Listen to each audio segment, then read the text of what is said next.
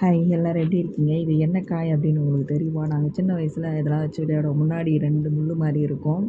பின்னாடி ஒரு மாரி சந்து மாரி இருக்கும். அது உள்ள நுழைச்சி விளையாடுவோம். யாருது சீக்கிரமா கீழ வந்ததோ அவங்க அவுட்டு அப்படின்ற மாரி. நீங்க இந்த காய பார்த்துருக்கீங்களா அப்படின்னு சொல்லுங்க. இந்த காயோட பேரு எனக்கு கரெக்ட்டா தெரியாது. அம்மா வேறு ஏதோ பேர் சொன்னாங்க. அத நான் மறந்துட்டேன். அந்த அந்த காயோட செடி இதுதான். இது வந்து பார்த்தீங்களா எவ்வளோ அழகா இருக்குன்னு சொல்லிட்டு, அதே மாரி காய் பார்த்தாலும் தெரிஞ்சிருக்கும். ஒரு மாரி அந்த காய பார்க்கவே பயமா இருக்கிற மாரி இருக்குதா உங்களுக்கு? அதோட இந்த க்ரீன் கலரு தான் ஃபஸ்ட்டு இப்படி தான் ஸ்டார்ட் ஆகுது. இது மேல இருக்கிற தோல் காய்ஞ்சி, பிஞ்சு கீழ விழுந்துட்டு, அதுக்கப்புறமா தான் அந்த மாரி பிளாக்கா ஆயிடும் காய். அதோட அந்த செடி வந்து இந்த இலை வந்து நாங்க கல்லு மேல வச்சு கொத்தி கொத்தி துணி தைச்சோம் அப்படின்ற மாரியெல்லாம் விளையாடியிருக்கோம். அதெல்லாம் ஞாபகம் வந்துச்சு எனக்கு இந்த செடி பார்த்து, அந்த காய் பார்த்த உடனே. சரி அதான் உங்களோட ஷேர் பண்ணலாம் அப்படின்றதுக்காக எடுத்தேன். இந்த காய் அதான் பச்சையா இருக்கும்போது எப்படி இருக்குன்னு பார்த்தீங்கன்னா, நல்லாயிருக்கு பார்க்கறதுக்கு. அதுக்கப்புறம் அந்த தோல்லாம் எடுத்து போட்டு பார்த்தாலும் ஒயிட்டா தான் இருக்குது. ஃபுல்லா காஞ்சிட்டா மட்டும் தான் அப்படி இருக்குது. நாங்கள் ஆத்துக்கு போனோம் அப்படின்னு சொல்லியிருந்தோம்ல, அந்த ஆத்துக்கு போய் வர வழியில தான் இந்த செடி நெறையா இருந்தது. அந்த பக்கமும், இந்த பக்கமும்.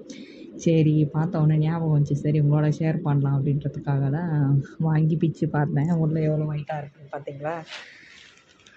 அவ்வளோதான். இது ரொம்ப நாள் கழிச்சு பார்த்த உடனே சின்ன வயசு ஞாபகம்லாம் எனக்கு அதிகமாக வந்துச்சு. இதோட பேர் என்ன அப்படின்னு தெரிஞ்சிருந்தா மறக்காமல் கமெண்ட் பண்ணுங்கள். அதோட இங்கே ஒன்று இருக்குது. நான் எடுத்து வச்சுருக்கேன். என்ன அப்படின்னு தெரியுதா உங்களுக்கு? பச்சோந்தி தான். 2 பச்சோந்தி. நான் ரொம்ப வருஷம் கழிச்சே பார்க்குறேன் அப்படின்னு சொல்லலாம். நான் சின்ன வயசில் எப்பயோ பார்த்தது தான். எனக்கு தெரிஞ்சு இது இருக்கா இல்லையா அப்படின்னே எனக்கு டவுட் வந்தது. அந்த அளவுக்கு நான் பார்க்கவே இல்லை. இப்போ நிறைய வருஷம் ஆயிடுச்சு இதை பார்த்து.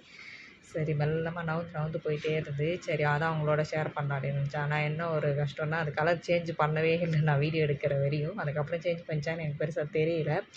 சரி நான் வீடியோ எடுத்து முடிக்கிற வரையும் சேஞ்ச் பண்ணவே இல்லை. சரி வேறு வழி இல்லை. சும்மா வீடியோ மட்டும் எடுத்து உங்களுக்கு காட்டலாம் அப்படின்றதுக்காக தான் எடுத்தேன். பசங்களுக்கும் காட்டினேன். என்னம்மா அது அப்படி இப்படின்னு சொல்லியிருந்தாங்க. அவங்களுக்கு இங்கிலீஷில் ட்ரான்ஸ்ஃபர் பண்ணி சொல்கிறதுக்குள்ளே ரொம்ப போதும் போதும்னு ஆயிடுச்சு.